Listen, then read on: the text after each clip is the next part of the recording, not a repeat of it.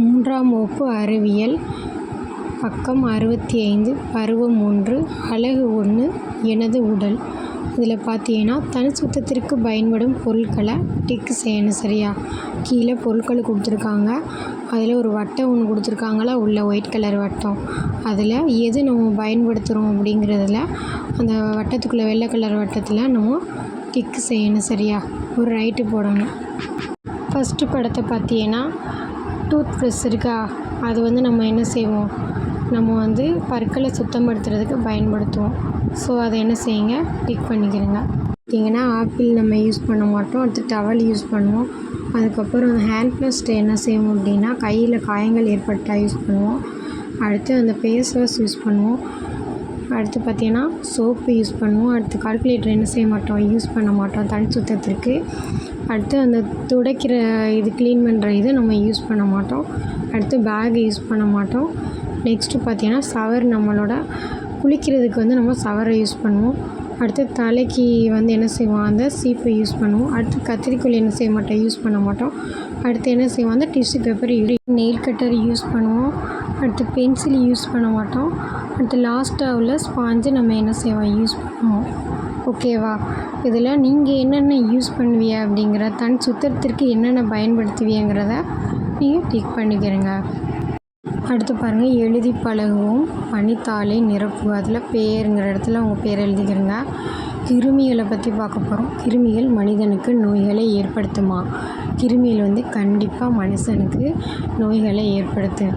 So என்ன செய்யுங்க, yellow colour smiley பொம்மையை டிக் பண்ணிக்கிறங்க. ஆம்ங்கிறத கிருமிகளை பார்த்திருக்கிறாயா? கிருமிகளை நம்ம பார்த்துருக்க சான்ஸ் இல்லை.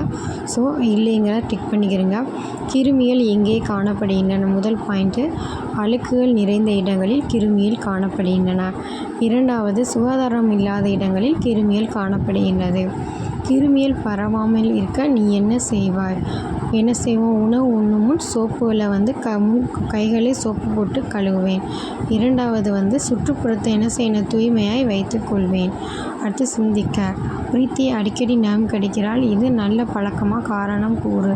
நாம் கடிப்பது நல்ல பழக்கம் அல்ல. நாம் கடிக்கும்போது நாங்களில் அழுக்குகள் உடலில் சென்று உடலுக்கு தீங்கு விளைவிக்கும். பக்கம் 71 விடையளிப்போம். கீழே உள்ள குறிப்புகளை படிக்கவும். சரியான படத்திற்கு டிக் குறியும், தவறான பதிலுக்கு கிராஸ் குறியும் இடவும். சரி, அந்த கீழே உள்ள படங்களை பாருங்கள். மேலே என்ன கொடுத்துருக்காங்களோ அது சரியான படத்துக்கு அந்த சின்ன பாக்ஸில் டிக் பண்ணுங்கள், தவறான படத்துக்கு கிராஸ் பண்ணுங்கள். சரியா? அடுத்து பாருங்கள், கண்டுபிடிப்போம். வருண் குளிப்பதற்கு தேவையான பொருட்களை தேடுகிறான். அந்த பொருளுக்கு வண்ணம் தீட்டி அவன் அவற்றை கண்டுபிடிக்க உதவுவோமா? கீழே பார்த்தீங்கன்னா வருண்கிற ஒருத்தன் அவன் குளிப்பதற்கு தேவையான பொருட்கள் இருக்குது. அதை தேடி நம்ம என்ன செய்யணும், வாளி, அதுக்கப்புறம் ஜக்கு இதெல்லாம் இருக்குது. அதெல்லாம் கண்டுபிடிச்சி அதுக்கு கலர் பண்ணுங்கள். அடுத்து பக்கம் 74 விடையளிப்பும். கொடுக்கப்பட்டுள்ள குறிப்புகளை படித்து சரி அல்லது தவறு என்று எழுதுக. முதற் கேள்வி, நீண்ட நேரம் காணொளி விளையாட்டு விளையாடுவதையும் தொலைக்காட்சி பார்ப்பதையும் தவிர்க்கவும். இதற்கான விடை சரி. 2, உரத்த ஓசைகளை தவிர்க்கவும். இதற்கான விடை சரி. மூன்றாவது கேள்வி, மூக்கினுள் ஏதேனும் ஒரு பொருளை நுழைத்து சுத்தம் செய்யாதீர்கள். இதற்கான விடை சரி. நான்காவது கேள்வி, சுகாதாரமற்ற நாக்கு நோய்களையும் வாய் துர்நாற்றத்தையும் ஏற்படுத்தும். இதற்கான விடை சரி. ஐந்தாவது கேள்வி, தோலை அழுக்கான துணியால் இதமாக துடைத்து உலர்த்தவும். இதற்கான விடை தவறு. பொறுத்துக. முதற் கேள்வி, உடலியக்க குறைபாடு உடையவர் ஆன்சர் தேர்ட் ஒன். அடுத்து செகண்ட், பார்வை குறைபாடு உடையவருக்கு ஆன்சர் முதலாவது உள்ளது. மூன்றாவது செவித்திறன் குறைபாடு உடையவருக்கு இரண்டாவது உள்ளதான் விடை. பக்கம் 80 உடல் திறன் சார்ந்த சொற்களை கண்டறிந்து வட்டமிடுக. அதில் மேலே அடைப்புக்குறிக்குள்ள உறக்கம், ஆற்றல், நீச்சல், விளையாடு, யோகா, ஓடுதல், நடத்தல் கொடுத்துருக்காங்க. அந்த கட்டத்துக்குள்ளே அந்த வார்த்தைகளை நம்ம தேடி கண்டுபிடிச்சி வட்டமிடணும். ஓகேவா? அடுத்து பாருங்கள், மதிப்பீடு ஆனால் கோடிட்ட இடங்களை நிரப்பும். முதற் கேள்வி, நாம் வெளியில் சென்று டேஸ் கைகளை கழுவ வேண்டும். இதற்கு சரியான விடை விளையாடிய பின் கைகளை கழுவ வேண்டும். இரண்டாவது, குடற்புழுக்கள் இரத்த சோகையை உண்டாக்கும். மூன்றாவது என்னென்னா டேஸ் உண்பது உடலுக்கு நல்லது. உணவுகள் உண்பது உடலுக்கு நல்லது. நான்காவது, டேஸ் மூளையின் செயலாற்றலை அதிக உடற்பயிற்சி செய்தல். 5வது ஒருவரது தொடுதல் உன்னை எரிச்சலடைய செய்தால் அது டேஸ், அது தீய தொடுதல். 6வது உடற்குறைபாடு உடையோரை குறிக்கும் சொல் மாற்றுத்திறனாளிகள். அடுத்த ஆவண்ணா சரியா தவறா என கூறுக. முதற்கேள்வி கைகளை கழுவ சோப்பை பயன்படுத்த வேண்டும். இதற்கான விடை சரி. 2வது கேள்வி திறந்த வெளியில் மலம் கழிப்பதால் காலரா பரவும். இதற்கான விடை சரி. 3வது கேள்வி குளிப்பதால் இரத்த ஓட்டம் குறையும். தவறு. 4வது கேள்வி மாற்றுத்திறனாளிகளிடம் பரிதாபம் கொள்ள வேண்டும். தவறு. 5வது காதுகளை சுத்தம் செய்ய எப்போதும் காது புடைவியலை பயன்படுத்த வேண்டும். தவறு. பக்கம் 81ல் ஈனா ஓரிரு வாக்கியங்களை விடையளிக்க. முதற்கேள்வி திறந்த வெளியில் மலம் கழிப்பதால் ஏற்படும் விளைவுகள் யாவை? விடை திறந்த வெளியில் மலம் கழிப்பதால் நிலம் மாசுபடுகின்றது, கிருமிகள் பெருக்கமடைகின்றன, காலரா, வயிற்றுப்போக்கு போன்ற நோய்கள் பரவுகின்றன. 2வது கேள்வி குளிப்பதால் ஏற்படும் நன்மைகள் யாவை?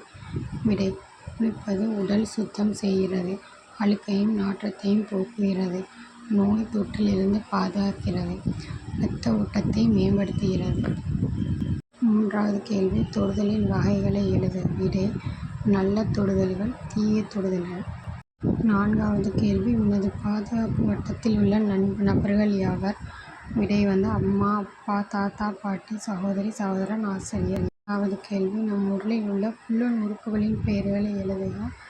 விடை கண், மூக்கு, காது, நாக்கு, தோல்.